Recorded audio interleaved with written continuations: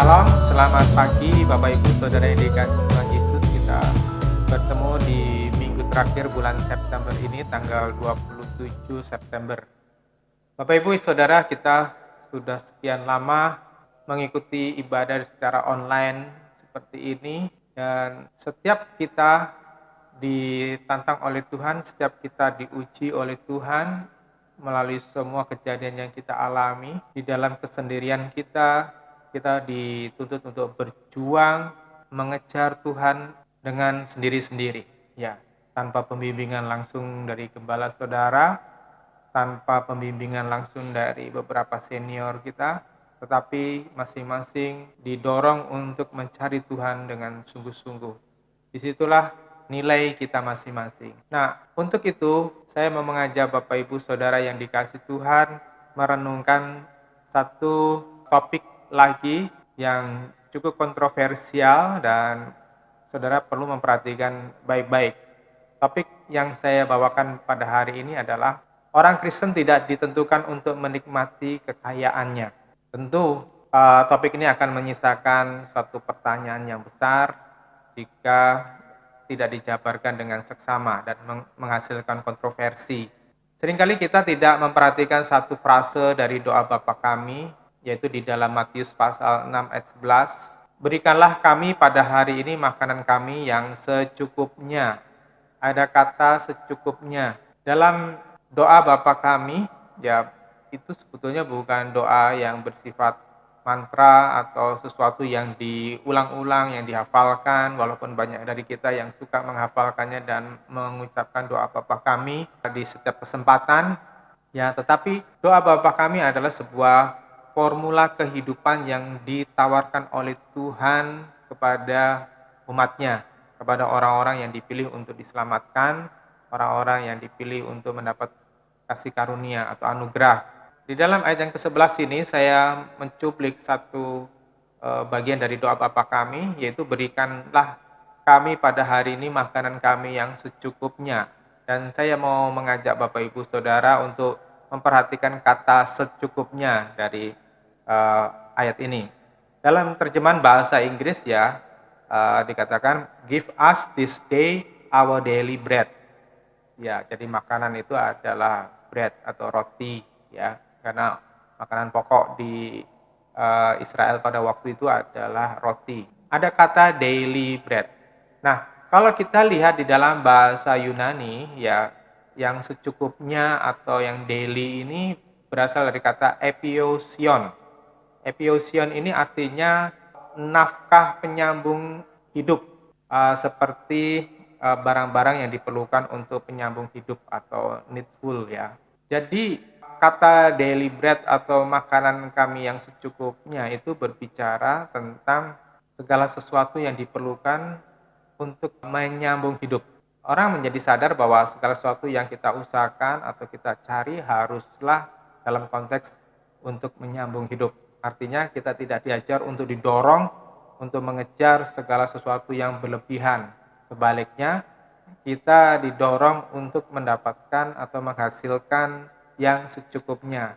Jika kita mendapatkan kesempatan untuk mendapat lebih atau menghasilkan yang berlebihan pun harus dilihat dari konteks Roma 11 ayat 36, dari Allah, oleh Allah, untuk Allah, bagi kemuliaan Bapa di surga, ya. Atau 1 Korintus 10 ayat 31 bahwa segala sesuatu hanya untuk kemuliaan Allah.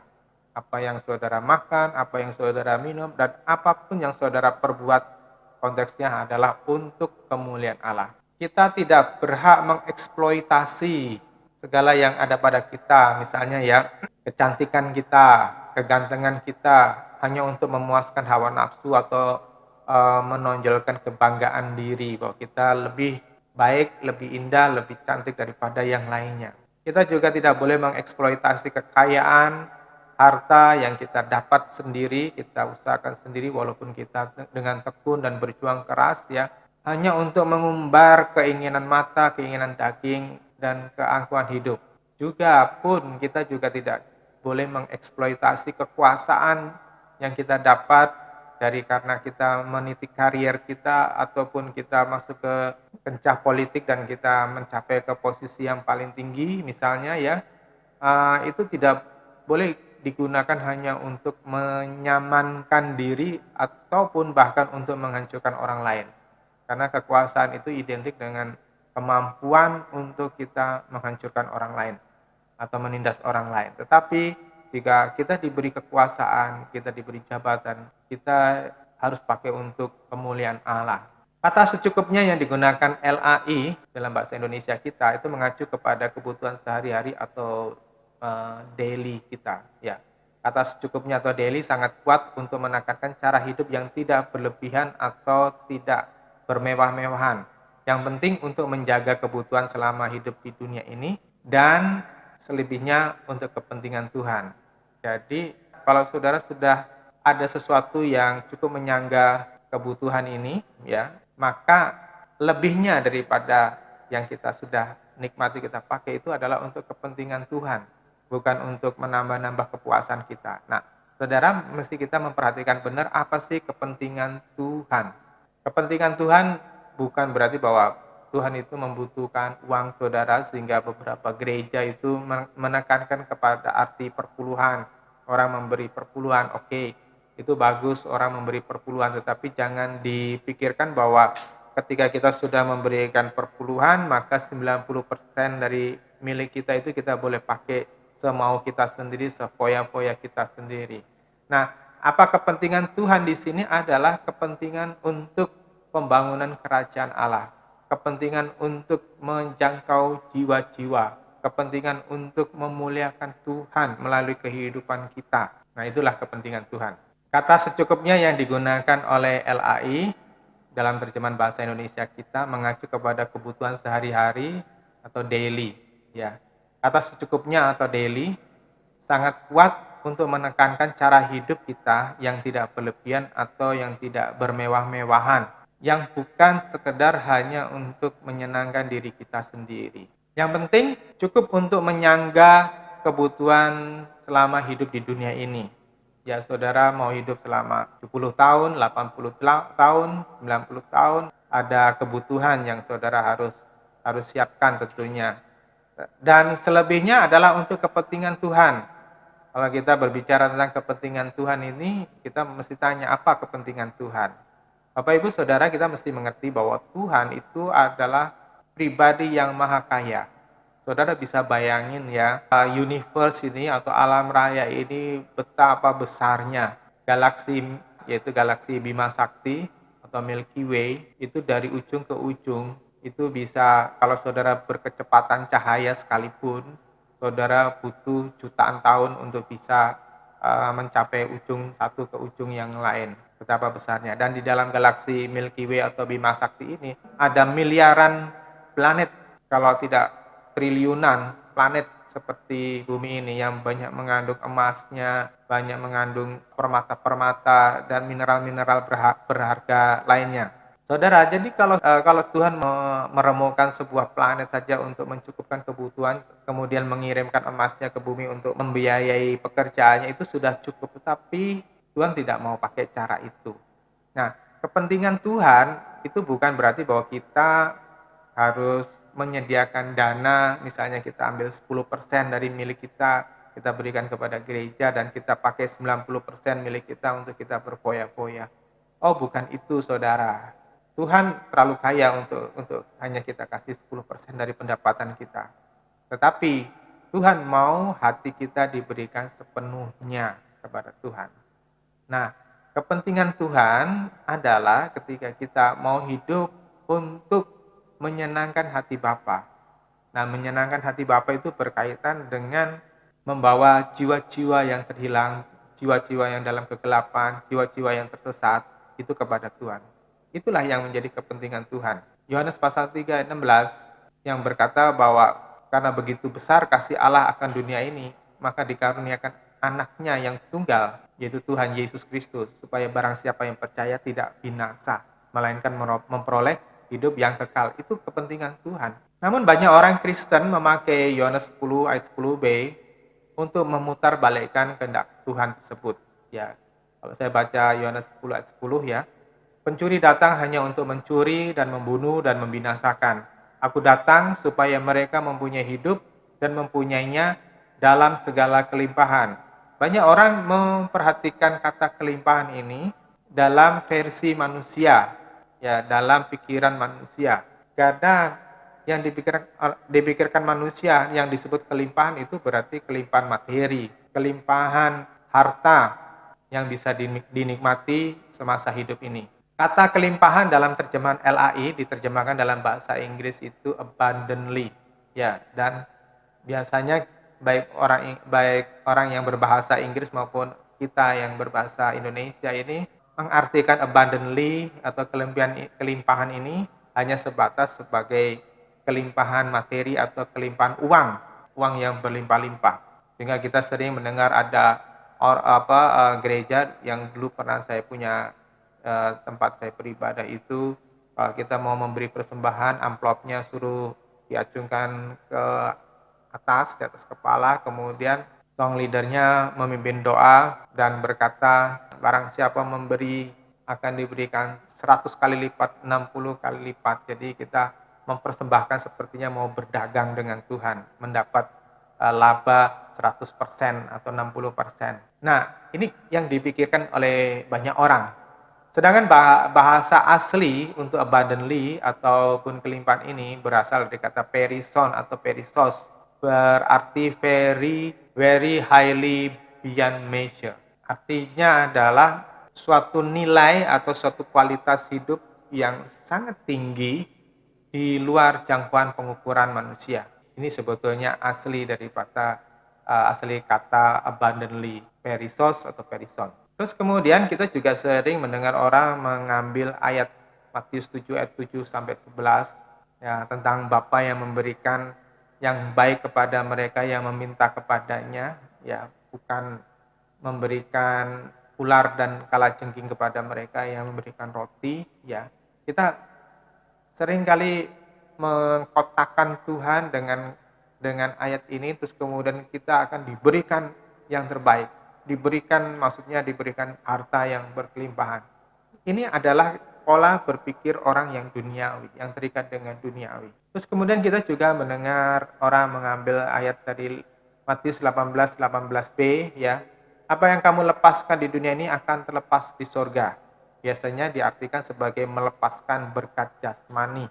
Orang berdoa berpikir misalnya melepaskan berkat jasmani, berkat materi berlimpah-limpah, menolak belalang pelahap, ya, menolak pundi-pundi bocor, dalam arti supaya hasil yang diusahakan ini tidak akan hilang sia-sia tetapi akan bertumbuh-tumbuh, bertambah-tambah, berkelimpahan.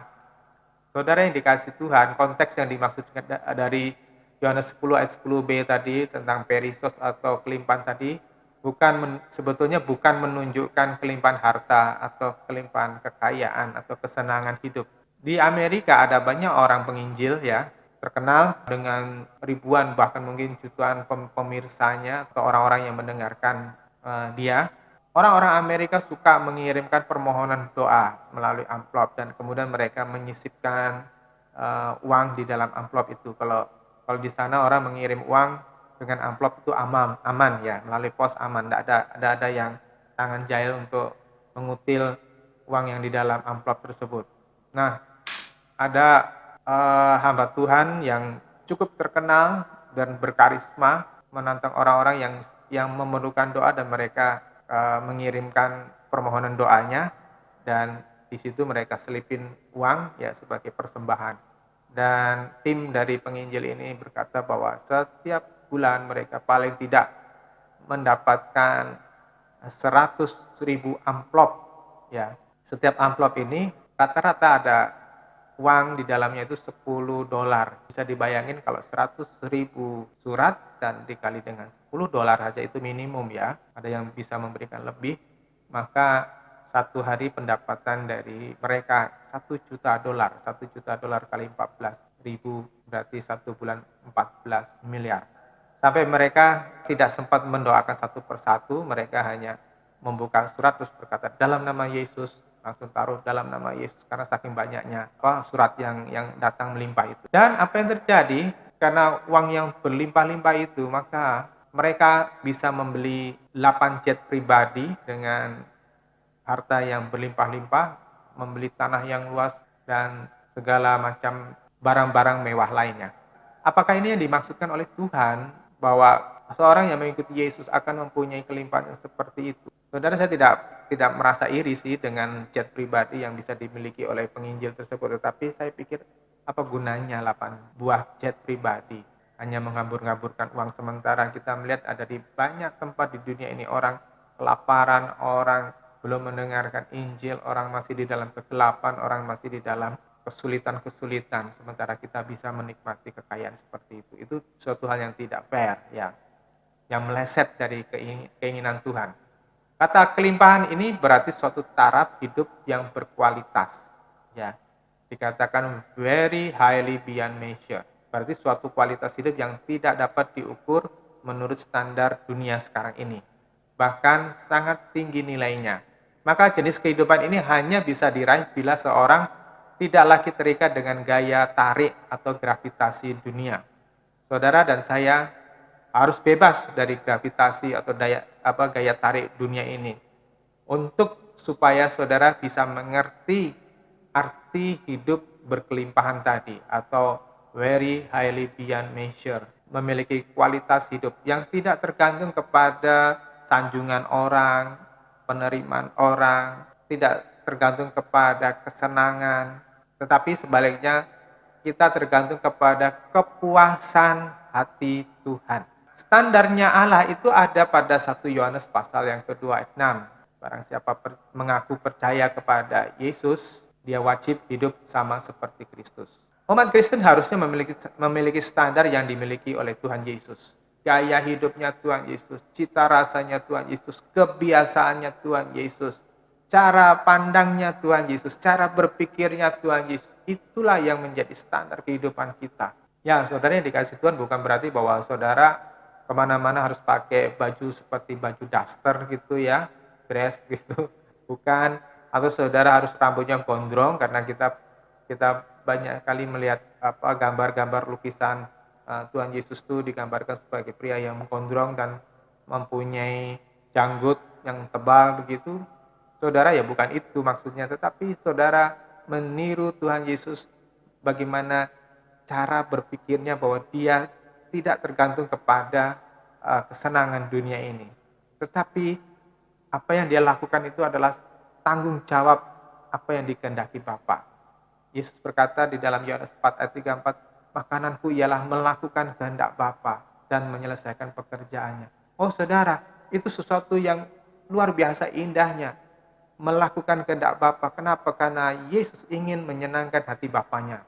Kita mestinya sudah bisa bebas dari semua keinginan daging, keinginan mata, keangkuhan hidup ini. Kalau kita mengerti benar-benar tujuan Tuhan memanggil kita menjadi umatnya. Kita menjadi orang Kristen, apapun alirannya, entah Katolik kah, entah Protestan kah, entah Pantekosta kah, entah Karismatik kah, Baptis, Advent dan sebagainya.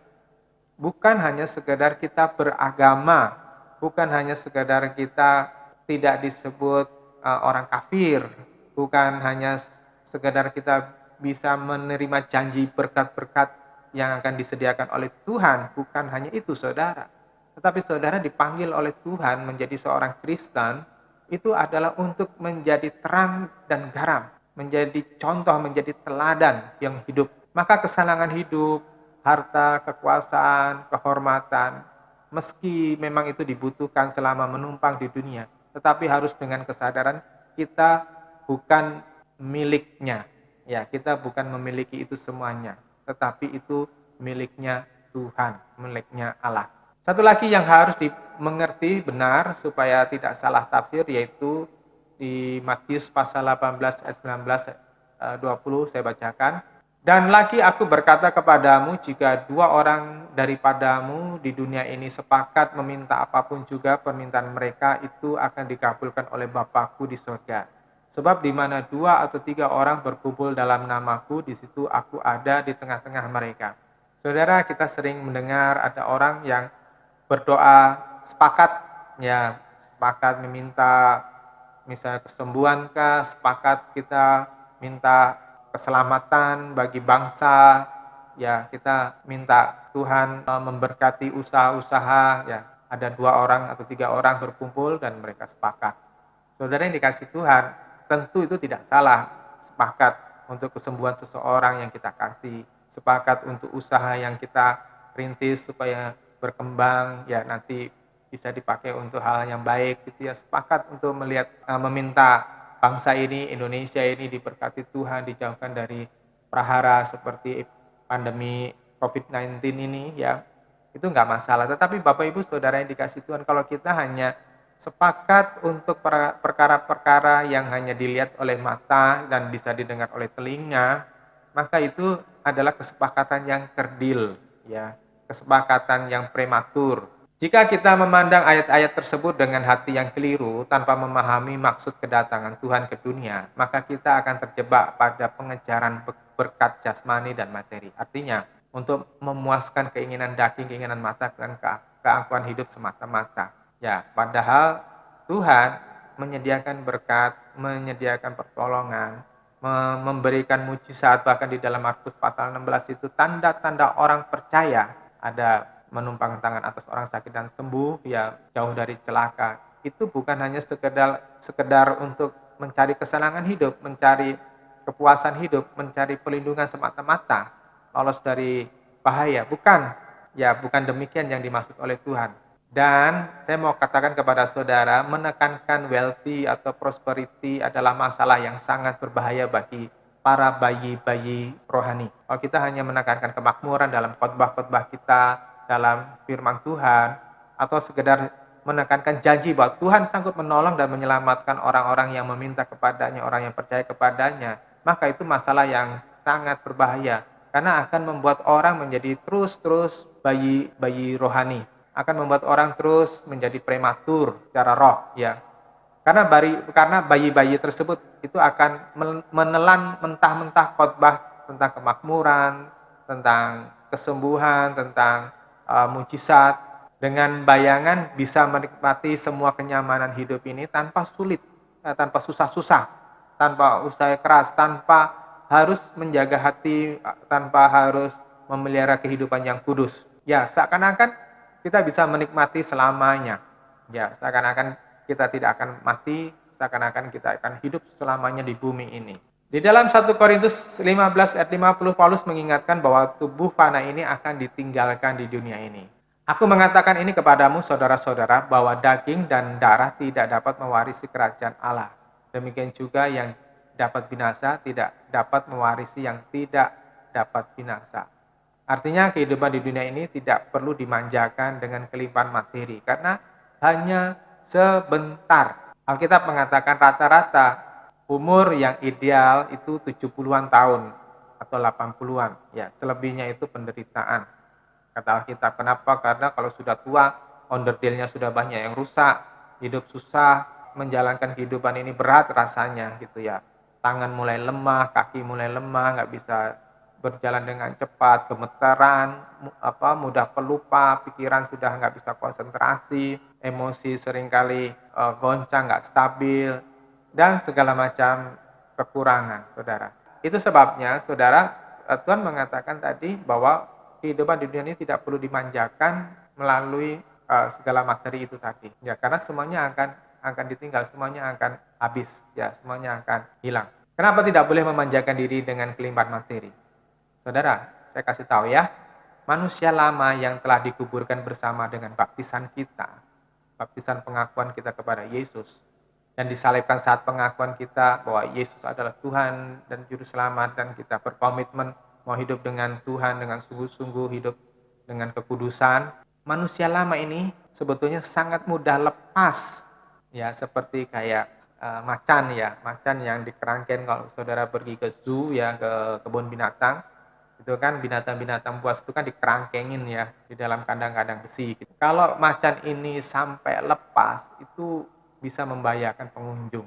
Nah, manusia lama itu atau hidup kedagingan ini bisa lepas.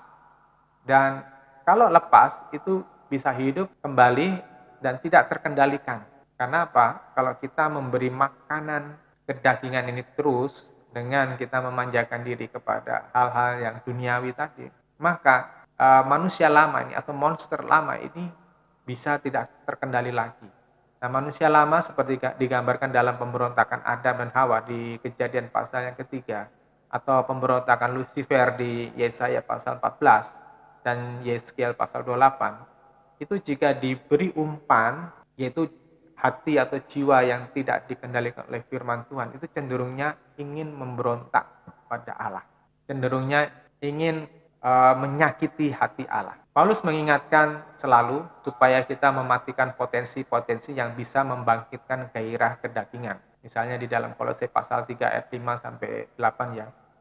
Karena itu matikanlah sifat apapun yang berasal dari sifat duniawimu, yaitu percabulan, kecemaran, hawa nafsu, keinginan yang jahat, dan keserakahan yang adalah penyembahan kepada berhala. Hal-hal inilah yang menyebabkan murka Allah sedang datang. Dahulu kamu yang melakukannya ketika kamu masih hidup di dalamnya, namun sekarang buanglah semuanya itu, kemarahan, kemurkaan, kebencian, fitnah, dan perkataan kotor dari bibirmu. Saudara ini yang dikasih Tuhan Yesus, Tuhan melalui Paulus mengingatkan kepada kita matikan sifat apapun yang berasal dari dunia. Karena ini selalu akan membangkitkan monster-monster lama. Di dalam 1 Korintus pasal 15 ayat 51 sampai 53 dikatakan, dengarlah aku mengatakan kepadamu sebuah rahasia, kita tidak akan mati semuanya, tetapi kita semua akan diubah. Seketika itu dalam sekejap mata saja, saat trompet terakhir, karena trompet akan berbunyi dan orang mati akan dibangkitkan tanpa kebinasaan, dan kita akan diubahkan.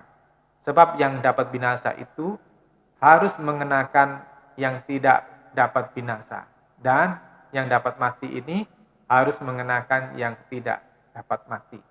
Saudara yang dikasih Tuhan, ayat ini berbicara bahwa tubuh fana kita itu tidak kekal dan pada suatu saat akan binasa, sehingga penting sekali orang-orang percaya, yaitu saudara dan saya, itu memperhatikan kehidupan kekal, memperhatikan kehidupan yang tidak binasa, karena disitulah kehidupan kita yang sesungguhnya.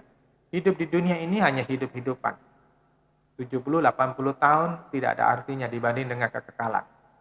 Jadi saudara, dengan kejadian COVID-19 ini kemudian saudara stres, sampai saudara nggak bisa makan, sampai saudara mahnya kambuh, saudara nggak bisa tidur, atau saudara punya masalah keluarga, masalah rumah tangga, bahkan masalah ekonomi yang membahayakan sekalipun, ya, saudara tidak layak untuk memikirkannya habis-habisan. Rugi kalau kita hanya menghabiskan energi untuk hal-hal yang perkara dunia tadi yang hanya sementara ini. Sementara kita terus mengabaikan perkara-perkara yang kekal, yaitu mencari kehendak Allah. Nah, kalau kita sampai melupakan itu, kita kehabisan waktu, dan pada waktunya tiba, kita akan kaget setengah mati, dan kita akan menyesal, penyesalan yang tidak akan pernah habis, karena kita akan menyesalnya selama-lamanya. Kita akan menyesal kenapa dulu tidak mencari Tuhan dengan sungguh-sungguh. Oleh sebab itu saudara, rubah hidupmu mulai dari sekarang ini. Jangan tunda-tunda, jangan malas-malas. Waktu kita mungkin tidak lama, ya. Dalam Kolose 3 ayat 5 yang 5 dan 7 tadi, sama dengan himbauan Paulus di Filipi pasal 12.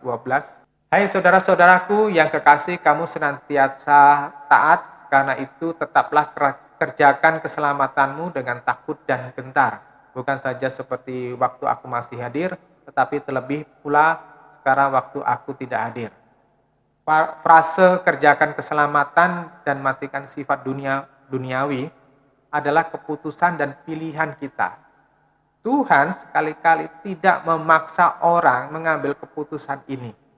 Tuhan tidak akan menyetir saudara, tidak akan memaksa saudara atau menghipnotis saudara untuk mengerjakan keselamatan. Tetapi saudara harus menyadari dengan intelektual saudara, menyadari dengan kesadaran saudara untuk mengambil keputusan bahwa keselamatan yang diberikan oleh Tuhan kepada kita harus diperjuangkan dengan sungguh-sungguh. Bedanya dengan iblis, iblis akan berusaha untuk mengarahkan saudara memberontak kepada Allah, bahkan bisa membuat orang itu tidak sadar melakukan segala dosa. Ya, maksudnya dia hatinya begitu dicondongkan sehingga tidak terasa lagi bahwa yang dilakukan itu dosa.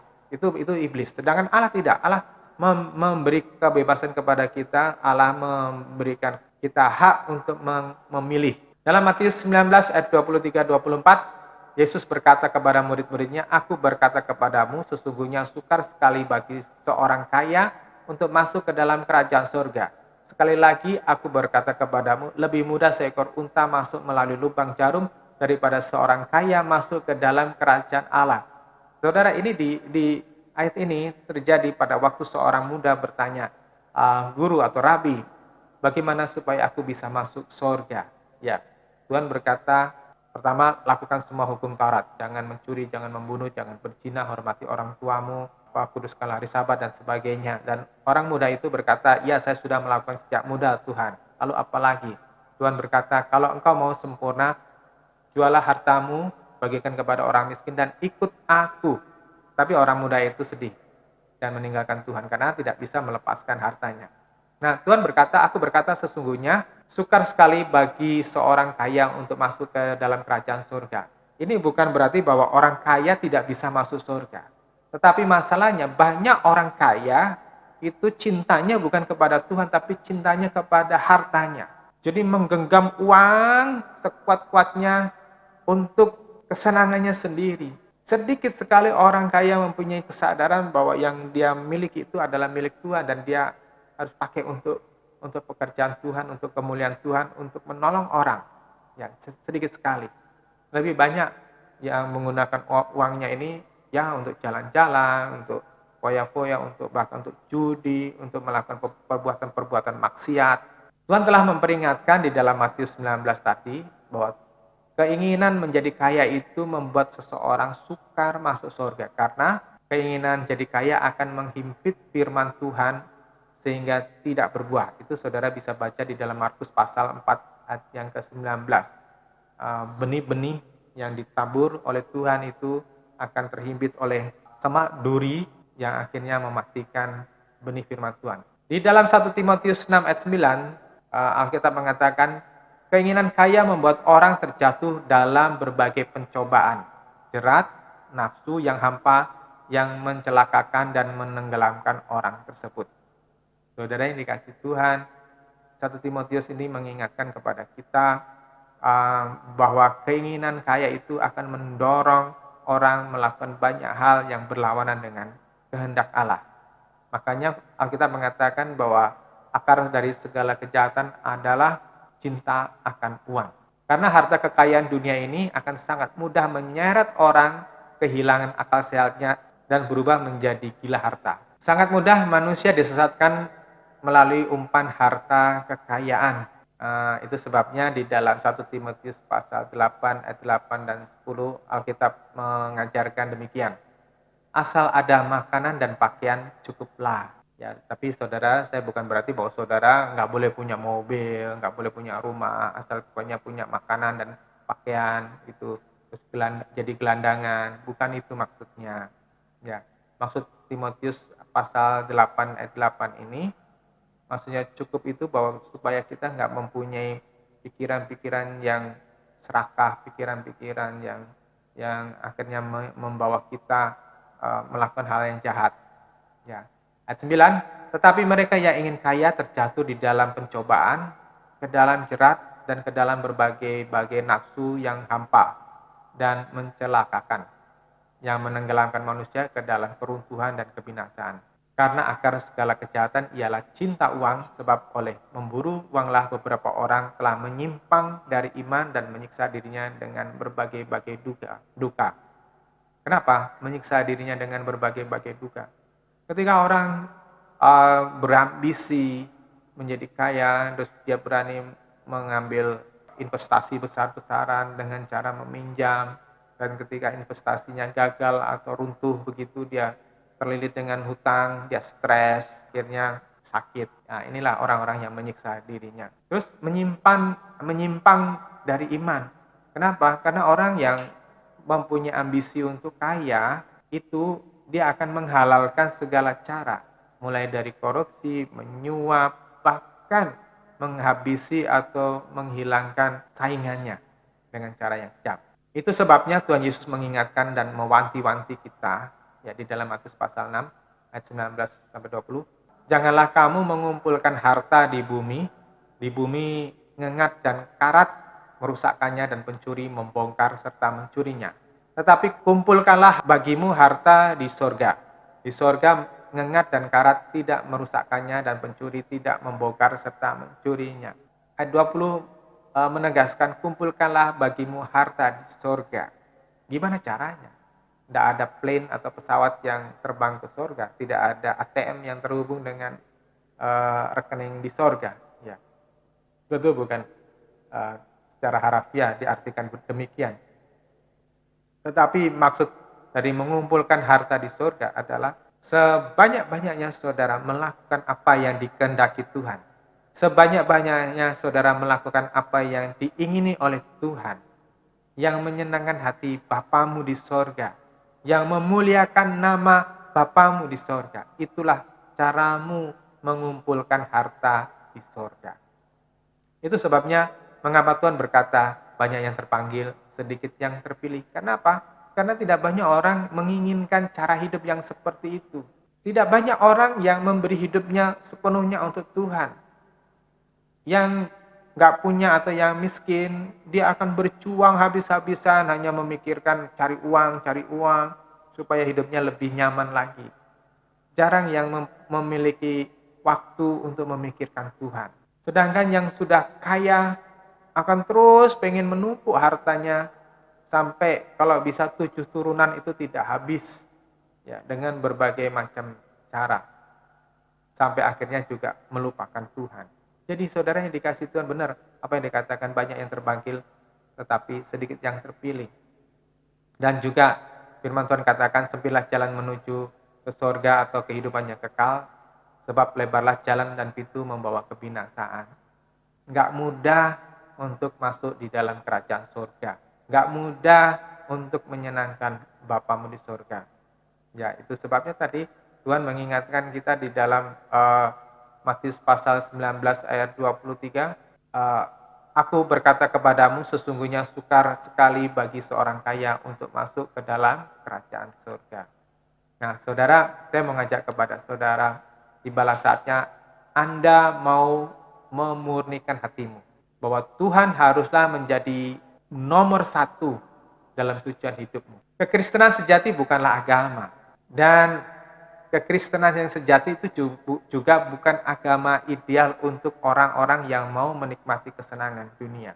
Saya katakan bukan agama ideal karena dari semua yang saya sudah bagikan itu, Tuhan tidak menginginkan kita memiliki standar hidup sama seperti orang dunia. Sama seperti orang dunia yang hanya hidup untuk mencari kesenangan diri sendiri. Kekristenan yang sejati, panggilan Tuhan adalah untuk supaya hidupmu itu menyenangkan Bapamu di surga. Belajar dari fakta sejarah di dalam Perjanjian Lama yang saudara bisa membaca, yang coba dihancurkan oleh musuh Israel adalah sistem pemerintahan mandiri bangsa tersebut.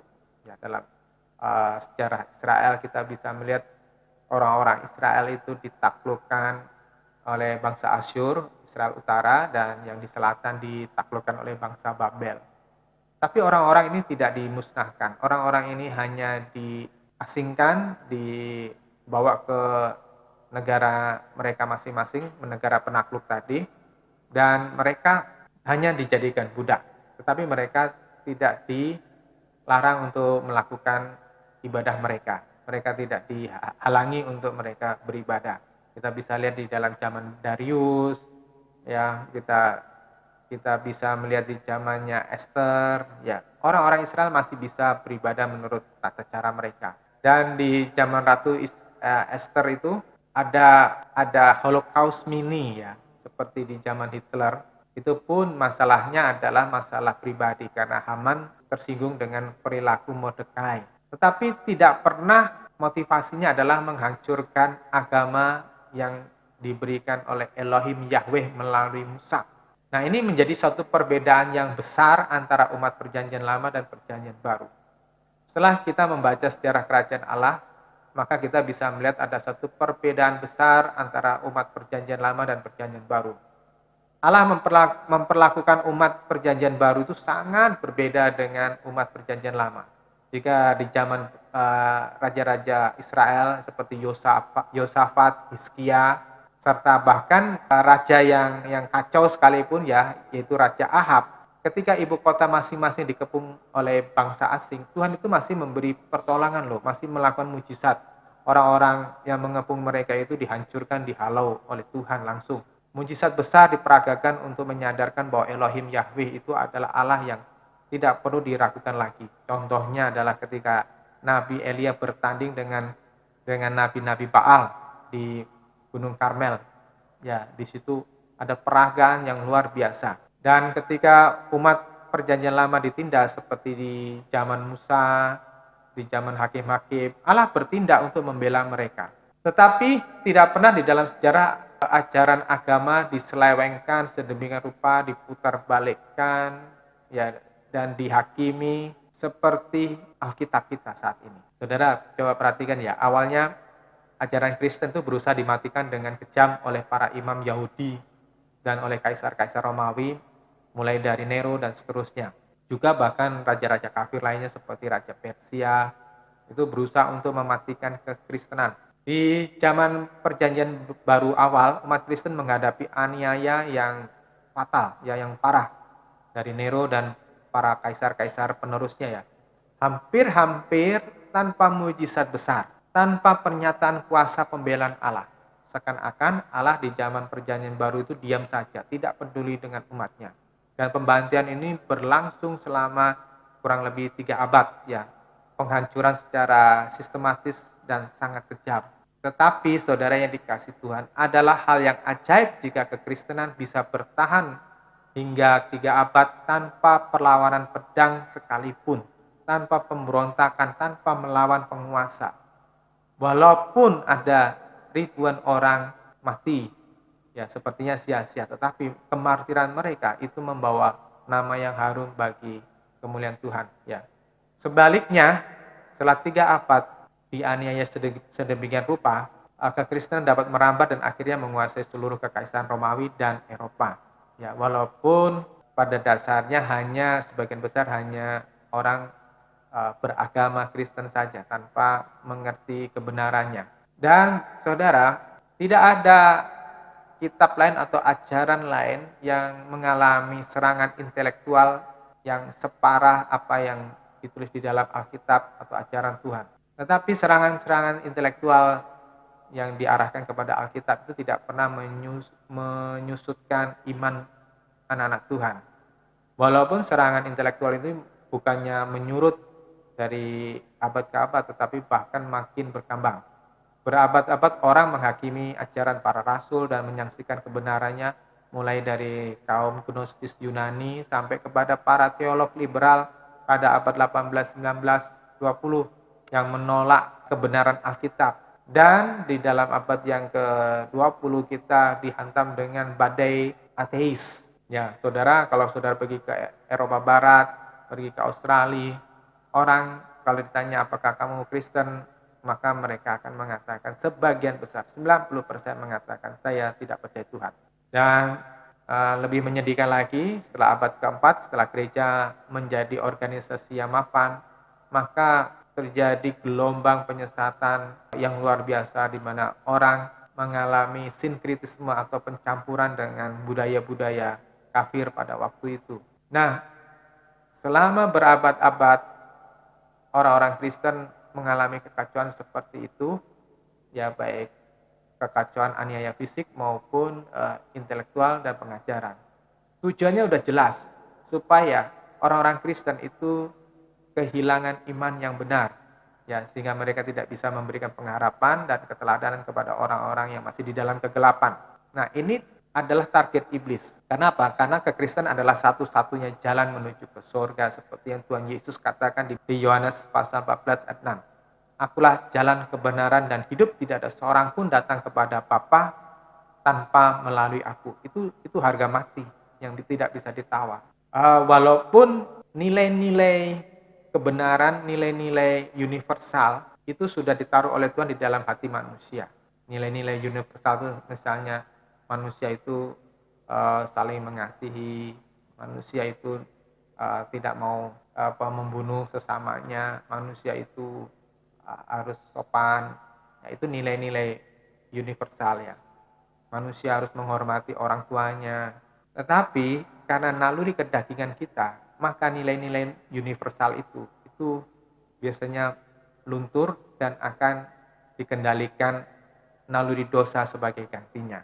Itu sebabnya tanpa Yesus orang sulit sekali, bahkan mustahil untuk masuk surga. Dan iblis tidak mau orang-orang Kristen itu menjadi teladan. Itu sebabnya kita diselewengkan, disesatkan supaya kita tidak bisa menjadi contoh yang baik. Berabad-abad kita dididik atau diajar untuk memiliki ketulusan seperti merpati, kecerdikan seperti ular untuk menaklukkan iblis yang mencoba mengendalikan orang untuk menjadi pion-pionnya. Dan kita diberi Roh Kudus untuk bertahan di dalam aniaya hebat maupun dalam penyesatan. Sehingga perlahan-lahan Tuhan itu mengembalikan umatnya kembali kepada kebenaran. Mulai dari Martin Luther mencelikan bangsa Eropa bahwa keselamatan hanya di dalam Tuhan Yesus. Terus kemudian terus Tuhan membagikan banyak orang, John Wesley dan banyak orang yang dipakai oleh Tuhan untuk mengingatkan kita akan dosa, penghakiman dan kebenaran. Nah, Roh Kudus itu memberi terang kepada kita. Ya, Roh Kudus memberi terang kepada gereja untuk bertahan. Dan secara ajaib ada ribuan bahkan jutaan orang dalam sejarah kekristenan yang mau bertahan dengan iman yang sederhana. Dalam sejarah kekristenan ada banyak orang-orang yang hidup sederhana, mau melayani Tuhan tanpa memikirkan harta. Bahkan mau mengorbankan apa yang miliknya untuk kepentingan pekerjaan Tuhan. Contohnya adalah Jonathan Edwards ya pada abad 17. Beliau ini seorang penginjil yang melayani orang-orang imigran dari Eropa yang mau mencari kehidupan baru di Amerika dan menekankan tentang kehidupan yang kudus. Maka khotbah-khotbahnya itu sering dikenal dengan topik The Angry God ya, untuk menekankan supaya orang-orang Kristen jangan berlaku bodoh dengan perbuatan-perbuatan yang konyol ya.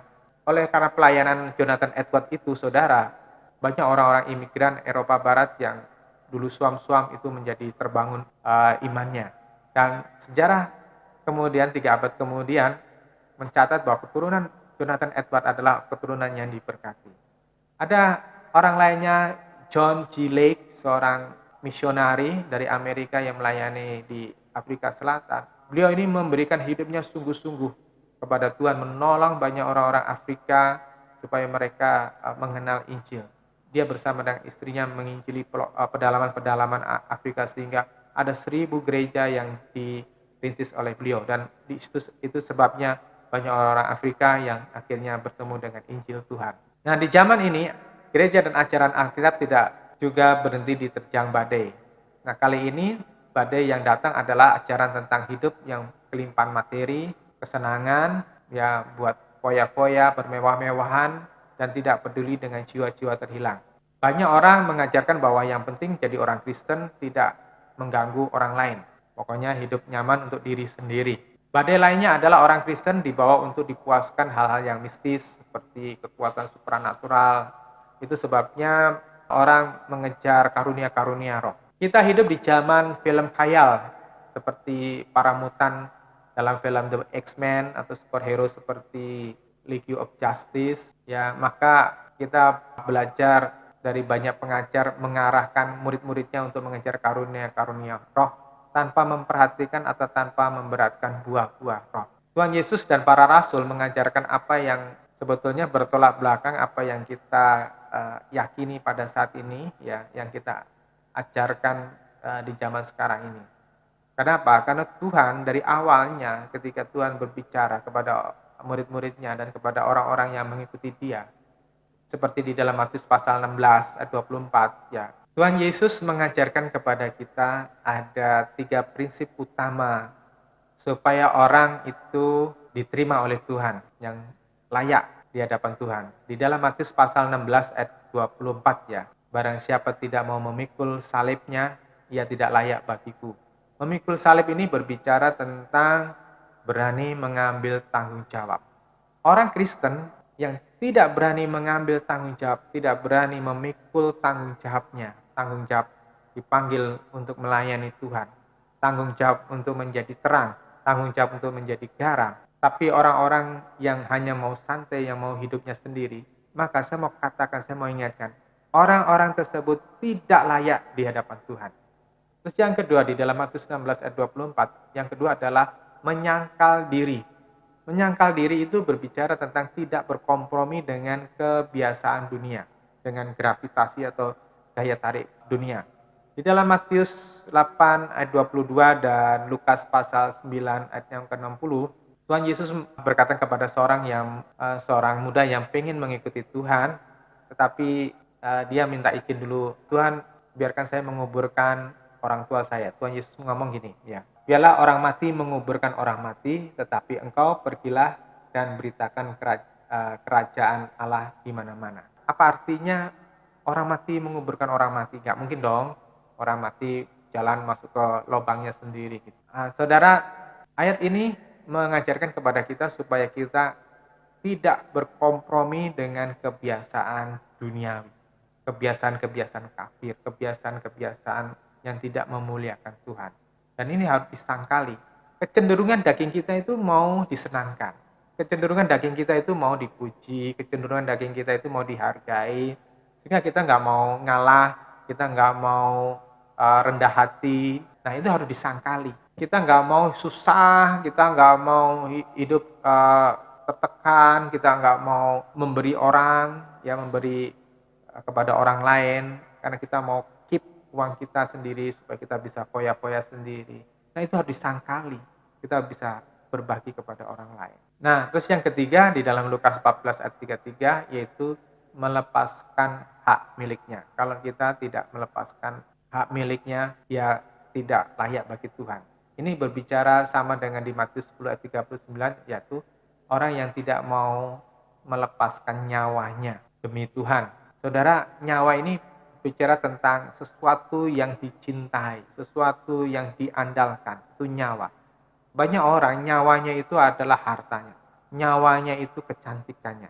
Banyak orang itu takut sekali kehilangan kecantikan sehingga dia operasi plastik, ya setiap tahun bahkan setiap umur tertentu supaya tetap kelihatan segar gitu ya, atau pergi ke salon dengan biaya yang jutaan gitu ya. Kenapa? Karena nyawanya itu kecantikan. Ada orang-orang yang takut kehilangan jabatan sehingga dia berusaha untuk mempertahankan jabatan, kekuasaannya itu dengan berbagai cara. Itu nyawanya. Tuhan mau supaya saudara berani melepaskan nyawa saudara demi untuk Tuhan, ya. Dan tadi di dalam Lukas pasal 9 ayat yang ke-60 itu, tetapi engkau pergilah dan beritakanlah kerajaan Allah di mana-mana. Urusan kita itu sebetulnya itu, pergi dan memberitakan kerajaan Allah. Di masa orang-orang terisolasi dari komunitas-komunitas rohani karena PSBB corona ini, ya, disinilah saudara diuji oleh Tuhan. Orang-orang yang tidak terdidik mencari ketenangan di dalam Tuhan akan mengalami stres atau ketakutan yang melampaui batas kewajaran. Atau sebaliknya, untuk mereka yang tidak biasa mencari Tuhan, itu akan menjadi seperti kuda liar yang lepas kendali. Dan orang-orang ini akan menjadi seperti tidak bertuhan. Oleh sebab itu, saudara yang dikasih Tuhan, saya sarankan gunakan waktumu untuk mencari Tuhan sungguh-sungguh. Carilah perkara-perkara yang mulia, perkara-perkara yang ada di surga, ya, bukan sekedar sensasi atau kesenangan atau kemewahan semata-mata. Jika engkau diberkati, jika engkau memiliki sedikit kelebihan, gunakanlah itu untuk kemuliaan Tuhan. Gunakanlah itu untuk menyenangkan hati Tuhan, bukan hanya sekedar menyenangkan hatimu sendiri. Jika engkau memiliki kelebihan lebih daripada yang lainnya, kemampuan yang lebih dari lainnya, bukan hanya untuk kebanggaanmu sendiri, bukan untuk mencari ketenaranmu sendiri, tetapi gunakanlah untuk kemuliaan Tuhan, ya. Nah, itu sebabnya saudara, topik kita pada hari ini untuk mengingatkan kepada kita supaya Bapak Ibu Saudara menaruhkan hatimu hanya untuk Tuhan, menaruhkan hatimu untuk biarlah kemuliaan